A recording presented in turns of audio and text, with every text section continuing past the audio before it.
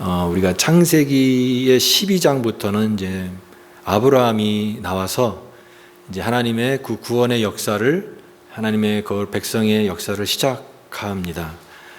그 전에, 그 12장이 시작하기 그 전에 하나님의 이 창조의 세계와 또 인간의 타락과 그 타락한 인류를 구원하기 위한 그 하나님의 구원의 그 모든 과정들, 그 드라마를 우리가 또 살펴보고 또 하나님 말씀을 같이 은혜를 나누기를 원했습니다.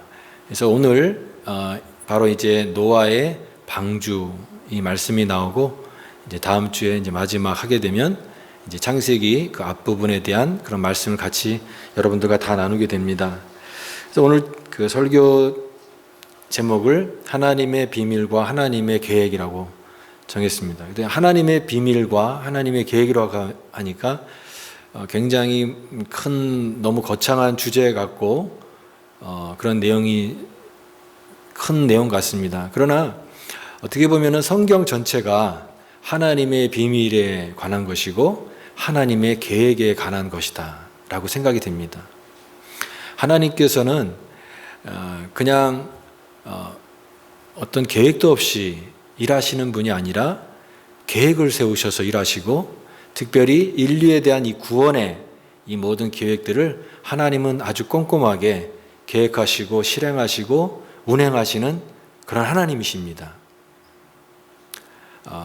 성경은 그래서 이런 비밀과 이 하나님의 계획에 대해서 많은 부분을 나누고 있는데, 바울 사도도 고린도전서 15장에 보면은 우리가 부활하게 될 것이다. 이 부활이 비밀이라고 그랬습니다. 내가 너희에게 비밀을 말하노니 우리가 마지막 나팔에 호련히 변화한다. 우리의 부활과 변화가 비밀이다. 이렇게 표현하고 있습니다. 또 예수님께서는 이 땅에서 하나님 나라를 사람들에게 가르치시고 말씀을 통해서 가르치실 때 이 하나님의 나라, 이 천국의 비밀이라고 말씀하시고, 이 천국의 비밀에 대해서 예수님께서 말씀하신 것을 생각합니다. 그러니까 결국은 하나님의 이 비밀이고 또 이것은 하나님의 계획인 것입니다. 그런데 하나님께서 이 계획하시고 하나님의 비밀을 하나님만 간직하신 것이 아니라 이 비밀을 알리신다라고 하는 것입니다.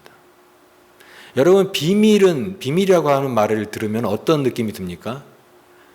비밀은 중요한 것이 비밀입니다. 그냥 몰라도 되는 그런 내용을 비밀이라고 하지 않죠. 또한 비밀은 가장 가까운 사람 사이에서 나눌 수 있는 그 비밀이 바로 기쁨입니다. 그래서 정말 사랑하는 사람끼리 이 비밀을 같이 공유하고 다른 사람들이 알지 못하는 이 비밀을 나눌 때 그 비밀은 고상한 기쁨이 될 수 있습니다. 마찬가지로 하나님께서는 이 비밀을, 하나님의 계획인 이 비밀을 하나님의 사람들에게, 믿음의 사람들에게 알리시고 이것을 보여주신다라고 하는 것입니다. 오늘 이 하나님의 이 비밀, 하나님의 계획이 어떻게 나타나느냐, 오늘 창세기 6장 13절에서 나타나고 있습니다. 우리 창세기 6장 13절을 같이 한번 읽어보겠습니다. 창세기 6장 13절 시작. 하나님이 노아에게 이르시되 모든 혈육 있는 자의 포악함이 땅에 가득함으로 그 끝날에 내 앞에 이르렀으니 내가 그들을 땅과 함께 멸하리라. 바로 하나님께서 하나님의 계획을 숨기지 않으시고 노아에게는 보이시고 알리셨다라고 하는 것입니다. 여기에 이 NIV 성경에 보니까 I'm going to put an end to all people 이렇게 되어 있습니다. I'm going to는 결정된 사항이죠. 하나님께서 이 인류를 멸하시기로, 심판하시기로, 물로 심판하시기로 확실하게 결정한 그런 내용입니다. 이 변경 불가한 그런 하나님의 결정된 사항을, 그렇지만 이것을 노아에게는 알리셨다라고 하는 것입니다. 그래서 노아에게 이르시되 이렇게 말씀하고 있습니다. 이와 같이 하나님은 하나님의 이 계획을 혼자만 우리가 알 수 없게 하시는 것이 아니라 소수지만 하나님의 신실한 백성들에게 그것을 알리시고 또 보이시는 그런 하나님이시다라고 하는 것입니다. 아모스 3장 7절 말씀도 보겠습니다. 한번 보여주시죠. 네, 거기도 한번 읽어보겠습니다. 시작. 주 여호와께서는 자기의 비밀을 그 종 선지자에게 보이지 아니하시고는 결코 행하심이 없으시니라. 자기의 비밀을 그 종 선지자들에게 보이지 아니하시고는 실행하지 않으신다, 행하지 않으신다. 하나님께서 보이신다라고 하는 것입니다. 근데 하나님께서 이 보이시는 이것은 너무나 중요한 것입니다. 그것은 뭐냐면은 우리의 구원에 관계된 그 계획과 하나님의 비밀을 하나님의 사람에게 보이시고 알리신다라고 하는 것이요. 우리가 노아의 홍수의 사건이 이제 오늘 우리가 오늘 본문에서 보게 되는데, 노아의 홍수, 그다음 노아의 방주 사건, 우리가 신앙생활하는 사람이면 어린 시절부터 너무나 많이 들어왔던, 너무나 익숙한 그런 내용입니다. 그래서 노아의 홍수, 노아의 방주 이렇게 하면은 멀리 성경에 있는 창세기의 한 부분에 있는 그런 먼 이야기로 느껴지는 그런 느낌이 있습니다. 더군다나 이게 오래전, 수천 년 전에 일어났던 이런 오래된 이야기가 오늘 우리에게는 어떤 의미가 있을까? 우리가 성경을 읽으면서 항상 질문해야 될 질문이 그것입니다. So what? 그런 질문을 하죠. 그래서 이런 내용들이 도대체 나에게 오늘 무슨 의미가 있느냐라고 하는 질문인 것이죠. 노아의 방주가 있었고 노아 시대 때 홍수가 있었고 하나님의 심판이 있었는데, 그것이 수천 년 떨어진 오늘 지금을 살아가는 우리 그리스도인들에게 어떤 의미가 있느냐라고 하는 그런 질문인 것입니다. 바로 이 사건은요, 하나님께서 오늘 우리에게 주시는 하나님의 말씀이다라고 하는 것입니다. 하나님은, 과거에 말씀하신 하나님은 지금도 성경 말씀을 통해서 오늘 우리에게 말씀하고 계십니다. 지금도 여전히 하나님의 말씀을 통하여 우리에게 하나님의 뜻을 보이고 계십니다. 그렇다면 이 창세기 6장에 기록되어 있는 이 노아의 모든 기록들도 오늘 우리를 향한, 우리에게 주시는 하나님의 분명한 음성이 여기에 담겨 있다라고 하는 것입니다. 여러분, 이 노아의 모든 이런 이야기들을 통해서 이것은 우리와 상관이 없는 그런 이야기가 아니라 오늘 우리에게 주신 하나님의 말씀이라고 하는 것을 생각하면서 이 말씀을 들을 수 있기를 바랍니다. 우리의 신앙은 아직 완성된 것이 아닙니다. 우리의 삶은 이제 모든 것이 다 끝나서 이제는 천국 입성만 기다리고 있는 것이 아니라 우리는 여전히 우리의 구원의 길을 계속해서 끝까지 가야 되는 이 중도의 과정 속에 있는 것을 항상 생각을 해야 됩니다. 우리 영적 싸움이 끝난 것이 아닙니다. 우리는 영적 싸움을 계속해서 지금도 하고 있는 것입니다. 우리 대한민국 조국을 위해서 우리 집사님도 기도하셨지만 분단의 현실은 이 전 세계 참 우리나라만 갖고 있는 어떤 슬픈 현실인데요. 여러분, 북한과 또 남한 사이에는 어떤 선이 있습니까? 38선이 있죠. 그 38선은 뭐라고 말합니까? 휴전선이라고 말합니다. 휴전선. 네. 휴전선이라고 말하는 것은 전쟁을 잠깐 쉰다라고 하는 것입니다. 전쟁이 끝났다라고 하는 것이 아니에요. 정전협정이 일어나서 이제 그 나라가 두동강이 나서 대치하고 있는 상황이지만, 전쟁이 끝나서 이 휴전선이 생긴 것이 아니라 전쟁을 잠시 멈추고 있는 상태라고 하는 것입니다. 전쟁은 지금도 계속되고 있다라고 하는 것을 생각해야 됩니다. 오늘 우리 그리스도인의 영적 현실도 마찬가지입니다. 우리가 이제 영적 전쟁에서 모든 게 다 끝났기 때문에 이제는 가만히 있어도 된다라고 하는 것이 오늘 성도의 현실이 아닙니다. 우리는 계속해서 이 영적 전쟁을 해나가야 됩니다. 주님 앞에 가는 그날까지 이 영적 전쟁의 현실은 계속되고 있다라고 하는 것이요. 그래서 예수님께서도 항상 말씀하셨어요. 인자에 올 때에, 인자의 임함 때에도 노아의 때와 같을 것이다. 사람들이 시집가고 장가가고 또 분주한 일상을 살아가지만 그러나 언제 주가 임하는지 너희는 알지 못하기 때문에 그러므로 너희는 깨어있으라. 영적으로 깨어있으라고 하는 것이죠. 그런 의미에서 우리는 예수님의 말씀을 생각하고 또 이 창세기 6장에 나와 있는 사건을 접합니다. 물론 시간이 너무 많이 지났어요. 예수님께서 그런 말씀하신 것도 벌써 2000년 전이 지났습니다.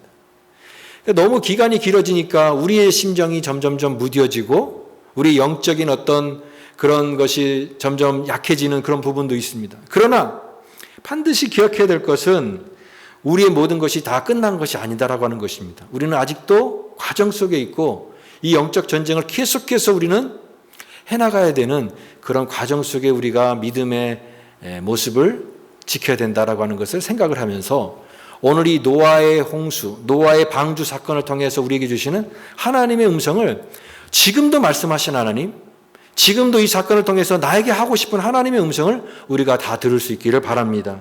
왜냐하면 이것은 우리의 구원에 관계된 너무나 중요한 비밀이고 하나님의 계획이 담겨 있는 그런 사건이고 하나님의 말씀이기 때문에 그렇습니다. 그러면 이 방주, 노아의 방주가 나오는데 이것이 오늘 우리에게 어떤 의미를 주고 있는가? 우리가 노아의 방주 하면은 가장 떠오르는 게 뭐냐면 교회입니다. 교회. 그래서 방주는 교회다 이렇게 이해를 합니다. 노아의 방주는 뭐다? 교회다 이렇게 이해합니다. 여러분 교회 이름 내에도 방주교회라고 하는 교회가 있어요. 그래서 구원의 방주, 교회는 구원의 방주다. 이 시대에 하나님의 방주가 교회다. 그렇게 많은 얘기를 하는데 그러면 어떤 의미에서 교회가 방주인가? 라고 하는 것을 또 생각을 해보기 원합니다. 많은 사람들이 이 방주의 이 노아 창세기 6장에 나와 있는 이 방주를 보면서 많은 관심들이 있습니다. 그 관심은 이것입니다. 도대체 노아의 방주가 그렇게 큰 홍수 속에 어떻게 살아남아서 노아의 식구가 안전하게 살아남을 수 있었는가? 노아의 방주가 도대체 어떻게 만들어졌는가에 대한 관심인 것이죠. 보통 우리가 노아의 방주를 120년 이렇게 만들었다라고 이렇게 예전에 그렇게 또 교회에서 가르쳤습니다. 그러나 이 120년이라고 하는 그 기간은 창세기 6장 이 3절에 대한 그 해석 때문에 그런 것인데 그것보다도 더 정확한 것은요. 100년 미만으로 보는 것입니다. 노아의 방주 기간을. 왜냐하면은 노아가 셈, 함, 야벳을 낳은 때가 창세기 5장 32절에는 500세라고 나와 있습니다. 500세. 그리고 노아의 홍수가 일어난 때는 7장 6절에 보니까 홍수는 노아가 600세 때 노아의 홍수가 일어났다라고 되어 있습니다. 그러니까 셈, 함, 야벳이 태어나고 나서 100년 안에 홍수가 나온 것입니다. 그래서 우리가 이 노아의 방주를 지은 기간을 120년이라고 보다는 100년 미만으로 보게 되는 것입니다. 또 방주는 무엇으로 만들었는가 하는 것입니다. 여기에 이 14절에 보면 너는 고페르 나무로 너를 위하여 방주를 만들되 그랬습니다.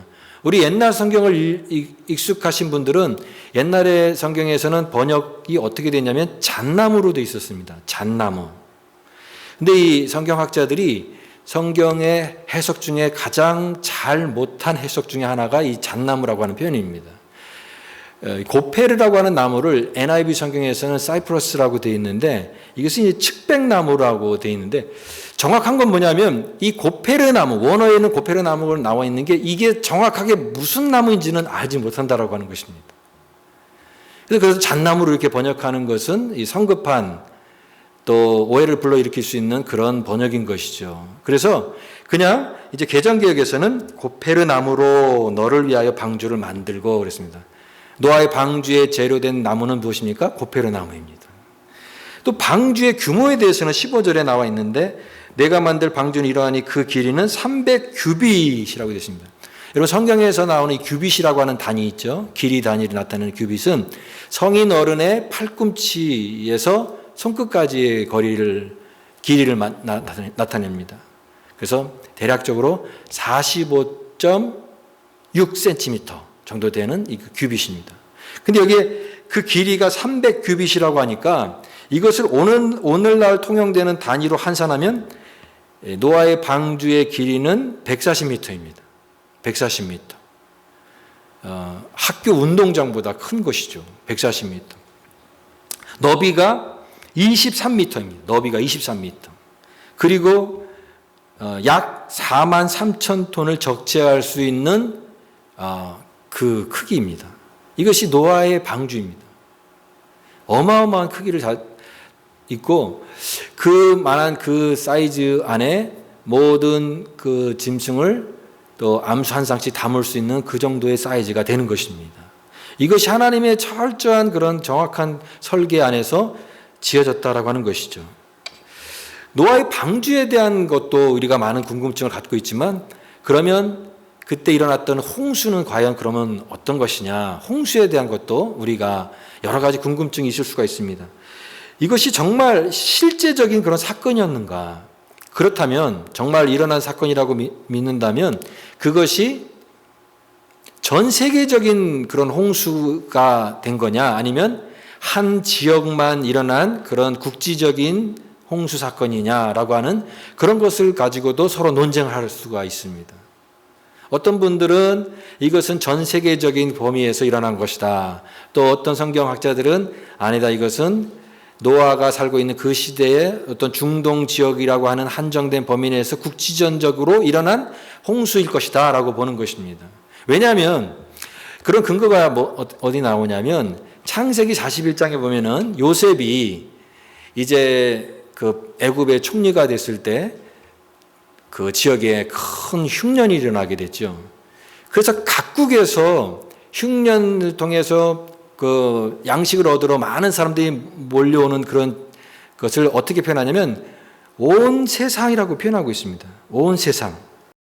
그러니까 성경이 보는 관점이 자신의 어떤 관점 안에서 이 세상을 온 세상이라고 표현한 것인데 전 세계에서 다 양식을 얻으러 온 것이 아니라 그 지역에 한정되어 있는 것이지만 그런 관점에서 온 세상 이렇게 표현한 것입니다. 그런 의미로 따지면은 여기 창세기의 이 노아의 홍수도 천하의 높은 산이 다 잠겼다라고 하는 이 표현도 그 지역에 있는 부분만 또 홍수로 잠긴 것이 아니냐, 전 지구적인 것이 아니고 그 국지적인 그런 홍수가 아니겠느냐라고 하는 표현으로 또 이해를 하는 것입니다. 홍수가 전 지구적이냐 아니면 한 부분이냐라고 하는 것 가지고 이것은 신앙이 아니다, 신앙이 불신앙이다라고 우리가 표현하기보다는 이것은 더 그것보다도 이 성경이 말하고자 하는 더 중요한 것은 이 홍수가 났다라고 하는 것을 분명히 믿는 것입니다. 그리고 이것이 우리에게 주는 의미를 생각하는 것입니다. 간혹 뉴스를 보면은 무슨 터키에 있는 무슨 산에서 옛날 그 노아의 방주로 추정되는 무슨 유물 같은 것이 발견됐다, 그런 뉴스가 있습니다. 봐라, 그러면은 이 노아의 홍수가 진짜 역사적인 사실 아니겠느냐. 근데 또 나중에 또 뉴스가 나와서 근데 알고 봤더니 그것은 조사해 보니까 그 시대와는 맞지 않는다. 그런 또 뉴스가 나옵니다. 중요한 것은 뭐냐면 여러분, 성경의 역사성은 고고학적인 발견을 통해서 증명되는 것이 아닙니다.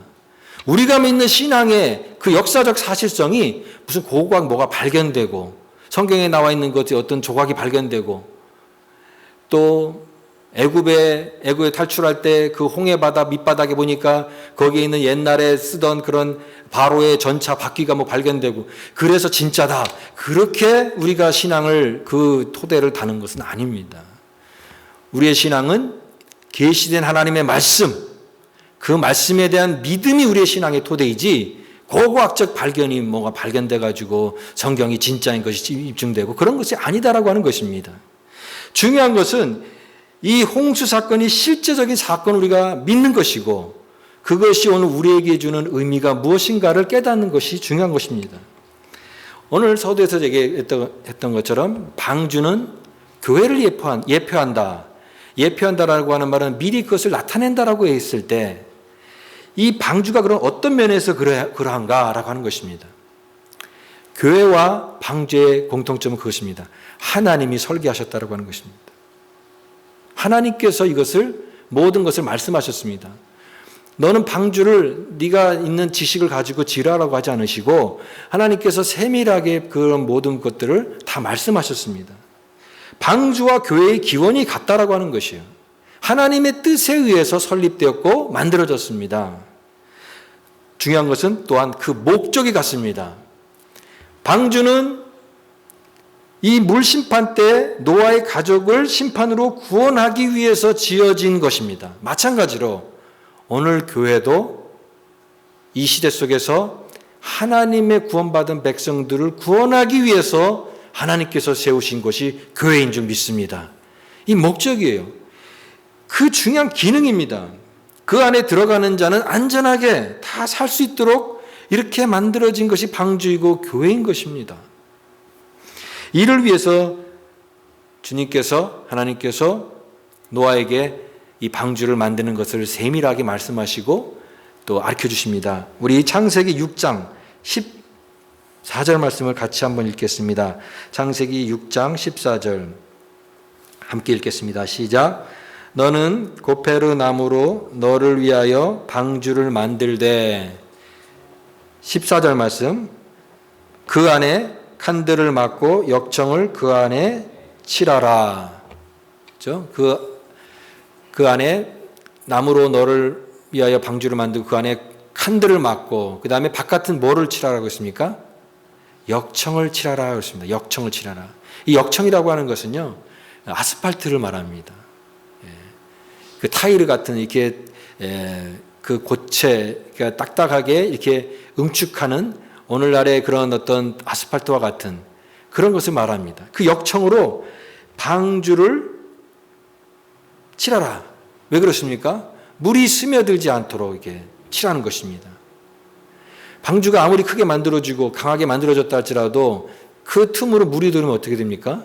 그 안에 있는 것은 다 가라앉고 죽게 되는 것입니다. 그렇기 때문에 역청을 칠하라고 하는 것이죠. 그래서 이렇게 하나님께서 방주를 만들고 또 칸들을 막고 역청으로 그 안팎을 칠한다. 바로 이것이 교회의 모습인 것입니다. 교회는 이 세상 속에서 존재하지만 이 세상 속에서 하나님의 백성들을 보호합니다. 이 세상의 문화가 침투하지 못하는 그리스도의 보혈로 칠해진 교회. 이것이 방주입니다. 예수님께서는 이 교회를 반석 위에 세우시고 음부의 권세가 이기지 못하게끔 막아주시고 보호하신다라고 말씀하셨습니다. 우리 마태복음 16장 18절 말씀도 같이 한번 읽어볼까요? 시작. 또 내가 내게 이르노니 너는 베드로라. 내가 이 반석 위에 내 교회를 세우리니 음부의 권세가 이기지 못하리라. 가이사랴 빌립보 지방에서 예수님께서 물으셨죠. 제자들에게 너희는 나를 누구라 하느냐. 시몬 베드로가 대답합니다. 주는 그리스도시요 살아계신 하나님의 아들이십니다. 예수님께서 그 대답을 너무 기뻐하시면서 바요나 시몬아 내가 복이 있도다. 그러면서 하신 말씀이 이 말씀입니다. 내가 이 고백 위에 이 반석 위에 내 교회를 세우리니 음부의 권세가 이기지 못하리라. 하나님의 교회를 주님께서 이 세상의 모든 악한 어떤 대적으로부터 보호하신다라고 하는 것입니다. 음부의 권세가 이기지 못하도록 하나님의 교회를 주님께서 붙들으시고 보호하신다라고 하는 그 말씀인 것입니다. 오늘 우리는 이 방주를 생각하면서 우리가 오늘 교회의 우리의 사명을 생각하기 원합니다. 방주의 사명, 저는 두 가지라고 생각합니다. 크게 두 가지입니다. 하나는 생명을 구원하는 것입니다. 누구든지 이 방주에 들어온 자를 구해야 됩니다. 여러분, 교회가 왜 이 땅에 존재합니까? 영혼을 구원하기 위해서 존재하는 것입니다. 한 영혼이 우리에게 오면은 그 영혼을 어떻게든 구원해서 하나님의 백성으로 만들기 위해서, 한 영혼을 구원하기 위해서 오늘 방주가 존재하듯 교회가 존재하는 것입니다. 두 번째는 보호입니다. 보호. 이곳에 들어온 자를 세상에 빼앗기지 않고 보호하는 것입니다. 그래서 성도들이 교회 안에서 보호받는 것입니다. 이 세상에 많은 것들이 공격합니다. 거짓된 것과 이 사탄의 공격과 또 이 세상의 모든 유혹들로 우리를 공격할 때 하나님의 교회 안에서 이것을 보호받는 것입니다. 성도는 교회 안에서 안정감을 느끼고 하나님의 보호를 받고 하나님의 인도를 받는 그곳, 바로 교회가 해야 될 일입니다. 배에 물이 스며들어온다면 어떻게 되겠습니까? 다 가라앉고 다 죽게 되는 것입니다. 오늘날 교회의 위기는 그것입니다. 교회 내부적으로 우리가 스스로 위기를 자초할 수 있다고 하는 것입니다. 많은 세상의 것들이 들어오게 됩니다. 그 틈 사이로 들어오게 되는 그 물들이 점점 우리 안에 스며들게 되면 교회는 제 기능을 발휘하지 못하고 떠있지 못하고 점점 가라앉게 되는 그런 교회가 될 수 있다고 하는 것입니다. 교회는 교회다워야 됩니다. 근데 그 교회다움이 무엇이냐? 우리의 본질과 우리의 정체성을 항상 잊지 않는 것, 그게 교회의 본질입니다. 하나님의 구원받은 백성으로서의 우리의 정체성, 이 세상 속에서 살아가지만 세상과 속하지 않는 하나님의 거룩한 백성으로 우리의 그 믿음의 모습을 지켜나가는 그 정체성, 이것이 우리의 교회다움의 모습인 것이죠. 세상의 물결 속에서 가라앉지 않고 믿음을 잘 지켜야 구원의 항구에 이룰 수 있기 때문에 그렇습니다. 저는 오늘 이 말씀을 생각하면서 우리 교회의 선교 사명을 다시 한번 살펴보았습니다. 우리 교회의 선교 사명이 4가지인데 영혼 구원하여 제자 삼는 교회 디사이플입니다. 디사이플. 여러분, 이 방주 안에 우리가 존재하는 것은 영혼을 구원하기 위해서 있는 것입니다. 또한 이 방주에 들어온, 이 교회 안에 들어온 모든 사람들은 그냥 승객으로 있는 것이 아니라 제자가 되어야 되는 것입니다. 예수님의 제자로서 예수님의 교회 안에 예수님을 따르는, 예수님을 믿는 거룩한 신자로서 우리가 있어야 되는 것이죠. 두 번째는 성령에 움직이는 교회라고 그랬습니다. 노아의 방주에는 키도 없고 또 노도 없습니다. 하나님께서 이 배를 움직여 가십니다. 여러분, 교회는 성령에 의해 움직이는 교회가 되어야 됩니다.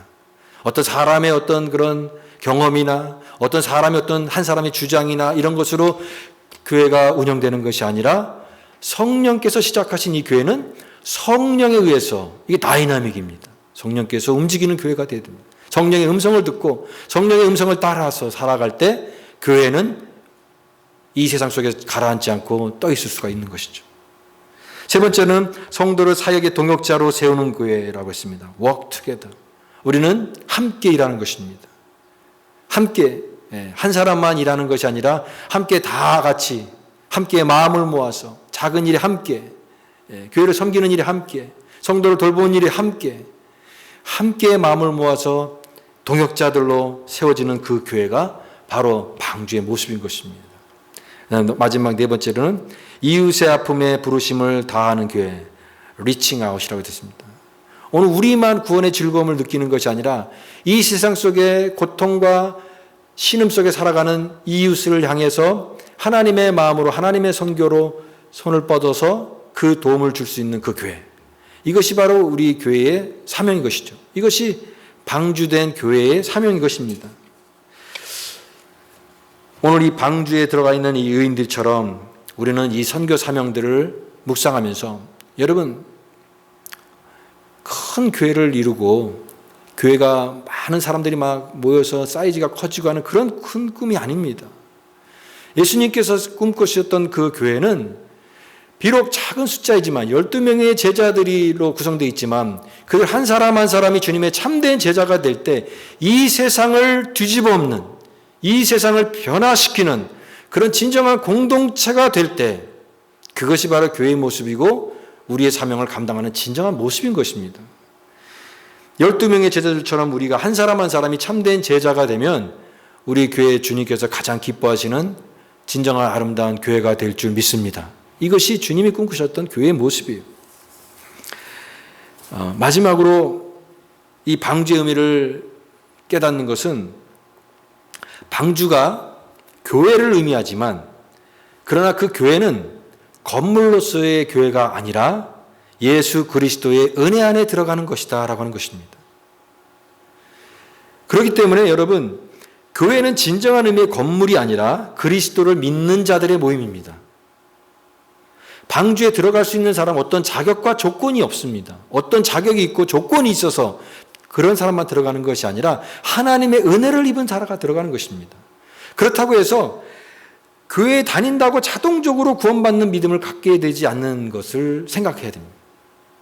그냥 교회 안에만 있으면 무조건 나는 이제 방주에 들어와서 구원받는다라고 하는 것이 아니라 여러분, 그 교회의 의미는 예수 그리스도 안에 들어가는 것을 말하는 것입니다. 예수 그리스도 안에 개인적인 구주로 맞는 그 참된 신자가 될 때 그것이 바로 구원인 것이죠. 우리는 방주에 대해서 많이 연구할 수 있습니다. 또 그 방주에 대한 해박한 지식을 알 수가 있습니다. 근데 그게 중요한 것이 아니라 방주에 들어가야 되는 것이 중요한 것이고 그 방주에 머물러 있는 게 중요한 것입니다. 오늘 16절 말씀 보십시오. 16절 말씀에 거기에 창을 내되 위에서부터 한 규빗을 내고 그 문은 옆으로 내고 상중하 3층으로 할지니라 그랬습니다. 그리고 18절 말씀 보십시오. 18절 말씀은 같이 한번 읽어보겠습니다. 시작. 그러나 너와는 내가 내 언약을 세우리니 너는 내 아들들과 내 아내와 내 며느리들과 함께 그 방주로 들어가고 그랬습니다. 들어가고 그랬습니다. 문으로 들어가고 그랬습니다. 여기서 중요한 두 가지 사실이 있습니다. 하나는 방주에는 문이 하나밖에 없다라고 하는 것입니다. 방주에는 문이 하나밖에 없어요. 그 문을 통과해야 방주 안으로 들어갈 수가 있습니다. 다른 문이 아니, 그 문은 하나밖에 없다라고 하는 것이에요. 그 문은 그 하나의 문을 통해서 동물들도 들어갔고 노아의 식구들도 들어간 그 문입니다. 여러분, 구원의 문도 마찬가지입니다. 구원의 문은 하나밖에 없습니다. 오직 예수 그리스도가 유일한 구원의 문입니다. 예수 그리스도를 통해서 유일한 이 문을 통해서 우리는 하나님의 구원에 들어갈 수 있다라고 하는 것입니다. 예수님께서 요한복음 14장 말씀에 말씀하셨습니다. 같이 읽어보겠습니다. 시작. 예수께서 이르시되 내가 곧 길이요 진리요 생명이니 나로 말미암지 않고는 아버지께로 올 자가 없느니라. 오직 한 문, 예수 그리스도 외에는 다른 이름이 없습니다. 그 문을 통해서만 우리는 구원받을 수가 있는 것입니다. 두 번째로는 그 문이 하나밖에 없는데 그 문이 옆에 나 있다라고 하는 것입니다. 그 한 문이 하나이지만 그 문이 찾기 어려운 그런 문이 아니라 옆으로 나와 있는 누구든지 발견할 수 있는 그 문이라고 하는 것입니다.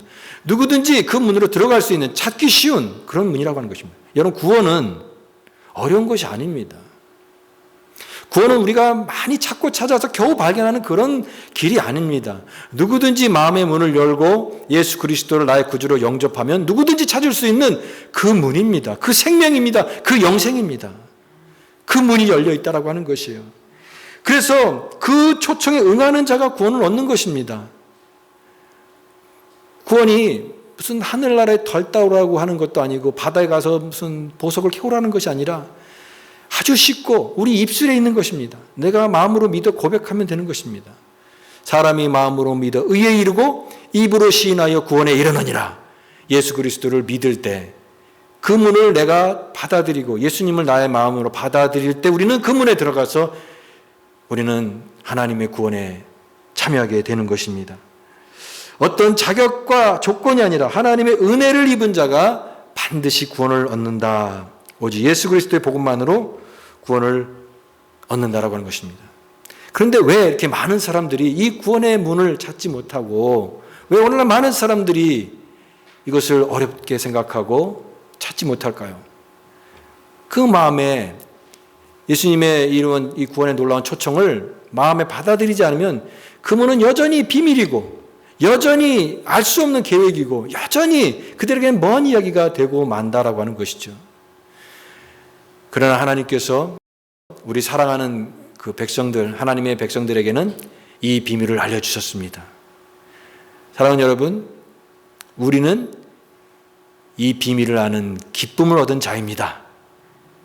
또한 우리는 이 하나님의 계획을 알고 나와 상관없는 그런 계획이 아니라 주님의 계획을 알고 오늘 믿음으로 이 계획에 동참하는 자입니다. 주님의 계획에 동참하여서 이 구원의 은혜를 누리는 거룩한 주의 백성입니다. 오늘 이 시대의 방주가 무엇입니까? 예수 그리스도입니다. 오늘 우리의 사명은 이 방주의 존재를 알리는 것입니다. 그래서 이 방주에 들어갈 수 있는 사람들을 자꾸 불러 모으는 게 우리가 해야 될 일입니다. 여기에 구원이 있다. 여기에 소망이 있다. 여기에 참된 길이 있다. 방주 되신 예수 그리스도를 바라보게 하는 것, 이 땅에서 우리가 해야 될 가장 중요한 교회의 사명이고 목적이고 존재의 의의입니다. 22절 말씀을 읽고 마치겠습니다. 22절 말씀 시작. 노아가 그와 같이 하여 하나님이 자기에게 명하신 대로 다 준행하였더라. 아멘. 다 준행하였더라. 창세기가 계속해서 강조하는 것은 이 믿음의 사람들이 하나님의 말씀을 듣고 그 말씀을 신실하게 지켰다 하는 것이죠. 오랜 시간이 걸렸습니다. 많은 인내 시간이 있었습니다. 많은 사람들의 조롱과 비웃음이 있었지만 묵묵히 하나님의 약속의 말씀을 붙들고 인내하고 참고 견디고 믿음으로 나아가서 하나님의 구원의 그 비밀을 아는 자, 하나님의 그 계획에 믿음으로 동참한 자가 되어서 구원받는 하나님의 백성이 된 것입니다. 오늘 우리도 여기 있는 모든 사람들 다 한 사람도 낙오되는 자 없이 하나님의 구원의 방주에 믿음으로 참여하는 거룩한 믿음의 백성들 다 될 수 있기를 주님의 이름으로 축복합니다.